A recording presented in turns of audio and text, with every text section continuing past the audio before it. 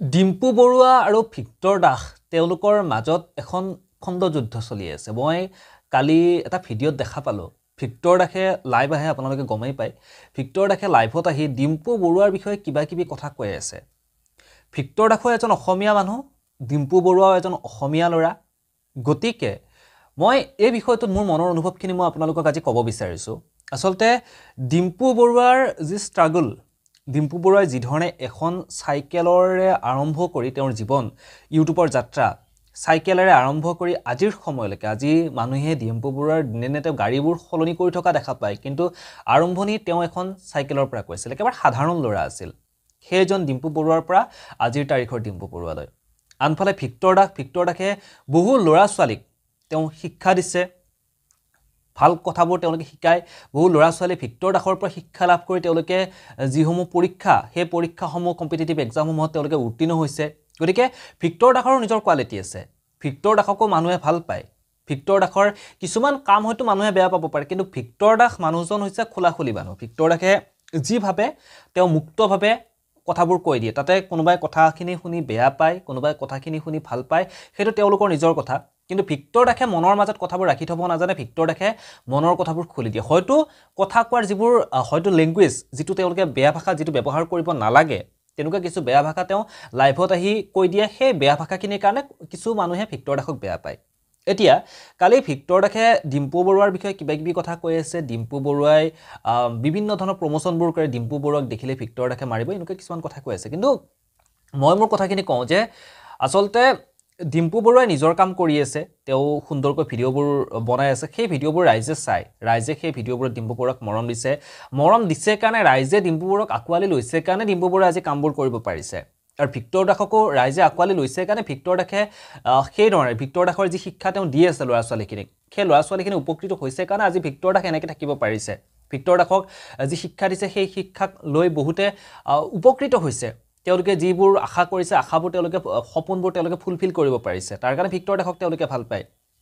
গতিকে নিজৰ মাজত এই কথাবোৰ লাগি থকাটো একেবাৰে ভাল কথা নহয়, কাৰণ তেওঁলোকে নিজৰ জেগাত কাম কৰি আছে।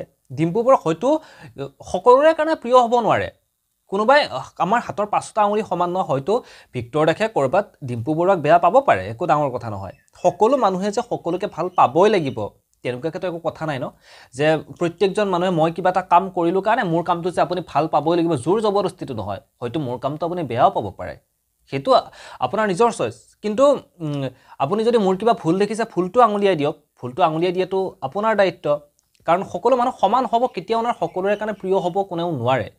গতিকে আমি ইজনে আনজনক ছাপোৰ্ট কৰিব লাগে। যেতিয়া দেখিছোঁ যে আমাৰ কোনোবা এজনে ভাল কিবা এটা কাম কৰি গৈ আছে, তেওঁৰ ভুলবোৰ আঙুলিয়াই দি তেওঁৰ যিখিনি ভাল কাম, সেই ভাল কামখিনিক আমি ছাপোৰ্ট কৰিব লাগে। তেতিয়া মানে কি হয়, আমাৰ মানুহবোৰ, ল'ৰা ছোৱালীবোৰ আগুৱাই যাবলৈ আৰু সাহস পায়, নহয়নে?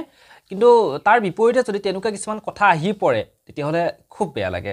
বাকী আপোনালোকে আপোনালোকৰ মনৰ অনুভৱখিনি জনাব। আচলতে আপোনালোকে ডিম্পু বৰুৱাক ভাল পায় নে বেয়া পায়? আচলতে বেয়া যদিহে পায়, কিহৰ কাৰণে বেয়া পায় সেয়াও আপোনালোকে জনাব পাৰে। আৰু কিনো ক'ম, মোৰ মনৰ কথাখিনি আপোনালোকৰ লগত শ্বেয়াৰ কৰিলোঁ। গতিকে এইবোৰ তৰ্ক বিতৰ্ক চলি থকাটো একেবাৰে ভাল কথা নহয়, কাৰণ আমাৰ কিছুসংখ্যক মানুহ থাকে, সেই মানুহখিনিয়ে কেৱল এটা সুৰুঙা বিচাৰি থাকে যে কিবা এটা ক'ৰবাত কাজিয়াৰ সূত্ৰপাত হওক, সেই কাজিয়াৰ সূত্ৰপাতটো লৈ তেওঁলোকে বিতৰ্ক আৰম্ভ কৰি দিয়ে। তেওঁলোকে বিতৰ্ক আৰম্ভ কৰে, সেই বিতৰ্কটো গৈ ইমানেই ডাঙৰ হৈ পৰে যে যিসকলে তাৰ লগত জড়িত থাকে, সেইসকলে ভিতৰি বহুত কষ্ট ভুগিবলগীয়া হয়, তেওঁলোকে বহুখিনি কষ্ট পায়। গতিকে এইবোৰ বিতৰ্ক চিতৰ্ক কৰি একোৱেই লাভ নাই। মই এটা কথা কওঁ, এইবোৰ বিতৰ্কত লিপ্ত হৈ একোৱেই লাভ নাই। ডিম্পু বৰুৱাই নিজৰ জেগাত আছে, ভিক্টৰ দাস নিজৰ জেগাত আছে, গতিকে তেওঁলোকে তেওঁলোকৰ কাম কৰি গৈ আছে। বহুতে ডিম্পু বৰুৱাক সময় গগৈৰ লগত তুলনা কৰিছে। সকলোৰে নিজৰ কামৰ কোৱালিটি আছে, সকলোৰে নিজৰ যি ইউটিউবৰ যি ভিডিঅ'ৰ কণ্টেণ্ট, সকলোৰে বেলেগ বেলেগ। আচলতে সময় গগৈৰ কণ্টেণ্টে হৈছে সেইটো যে তেওঁ মানুহক সহায় কৰে, তেওঁ মানুহক সহায় কৰি ভাল পায়। তেনেকুৱা বহু ভিডিঅ' ক্ৰিয়েটৰ আছে, বাহিৰতো বহুত তেনেকুৱা ভিডিঅ' ক্ৰিয়েটৰ আছে। সকলোৱে যদি সহায় কৰিবৰ কাৰণে ইউটিউবত ভিডিঅ' বনায়, তেতিয়াহ'লেতো নহ'ব ন। গতিকে সকলো নিজৰ কণ্টেণ্ট হিচাপত তেওঁলোকে আগুৱাই যাব লাগিব। তেওঁলোকে যিটো কণ্টেণ্ট বাছি লৈছে ইউটিউবৰ কাৰণে, ডিম্পু বৰুৱাই ভ্লগিঙৰ কাৰণে তেওঁ ভ্লগিং কৰে, তেওঁৰ যিটো বেলেগ এটা ডিম্পু বৰুৱা চেনেলত তেওঁ বেলেগ ভিডিঅ' বনায়, যিটো নিজৰ কণ্টেণ্ট থাকে, সেই কণ্টেণ্টত তেওঁলোকে কাম কৰিবই লাগিব। যদি ডিম্পু বৰুৱাই যদি তেনেকুৱা বেলেগক সহায় কৰাৰ কাৰণে যদি তেওঁ কণ্টেণ্ট ৰাখিলে হয়, তেনেকৈ যদি তেওঁৰ চেনেল থাকিলে হয়, তেওঁ চাগে তেনেকুৱা কাম কৰিলে হয়।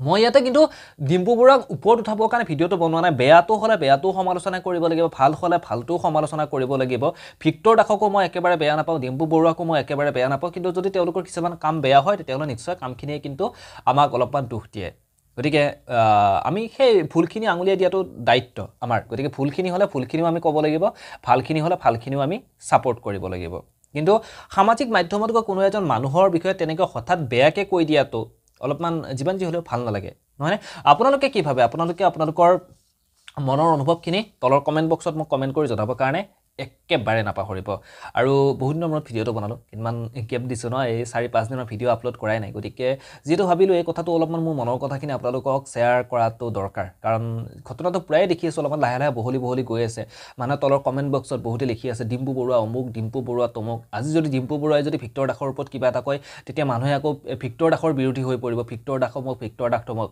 গতিকে সেয়াই আৰু কথাবোৰ বাকী আপোনালোকে আপোনালোকৰ মনৰ অনুভৱখিনি জনাবৰ কাৰণে একেবাৰে নাপাহৰিব এই ভিডিঅ'টোৰ পৰা মই ইমানতে বিদায় লওঁ আপোনালোকক পুনৰ লগ পাম নতুন এটা খবৰে নতুন কিছু কথাৰে এই ভিডিঅ'টোৰ পৰা ইমানতে বিদায় মাগিছোঁ ধন্যবাদ ভিডিঅ'টো চাই থকাৰ কাৰণে